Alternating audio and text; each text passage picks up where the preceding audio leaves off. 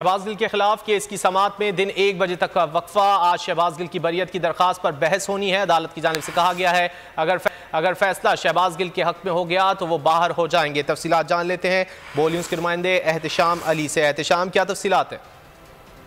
हाँ जी, बिल्कुल। District and session court Islamabad में इदारों को बगावत पर उकसाने का केस पीटीआई रहनुमा शहबाज गिल के खिलाफ जो केस है, एडिशनल सेशन जज ताहिर अब्बास सिपरा ने केस की समाअत की है। शहबाज गिल के वकील मुर्तज़ा तूरी अदालत में पेश हुए और दूसरी तरफ से जो प्रोसिक्यूटर रिजवान अब्बासी भी अदालत में पेश हुए।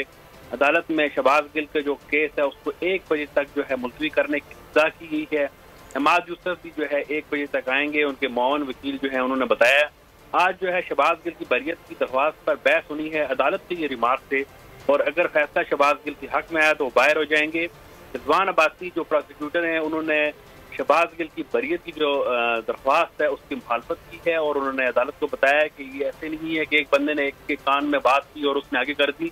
ये एक प्रॉपर केस है और शहबाज गिल जो है वो इस केस से इस तरह से नहीं निकल सकते। ये कोई ऐसा केस नहीं कि शरीक मुल्ज़म इमाद यूसुफ की बरियत की दरख्वास्त भी मुस्तरद हो चुकी है।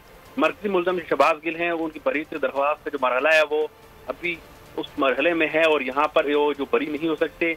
दोनों तरफ से जो वकला की टीम है उन्होंने दलाइल अभी दिए हैं, लेकिन समाअत का जो वक्फा है वो 1 बजे तक वक्फा कर दिया गया है क्योंकि शहबाज गिल भी अदालत में 1 बजे पेश होंगे और दूसरी जानिब जो इमाद यूसुफ हैं वो भी अदालत में 1 बजे पेश होंगे। केस की दोबारा समाअत का आगाज 1 बजे होगा। एहतशाम, आपसे मजीद भी अपडेट्स लेते रहेंगे। फिलवक्त शुक्रिया।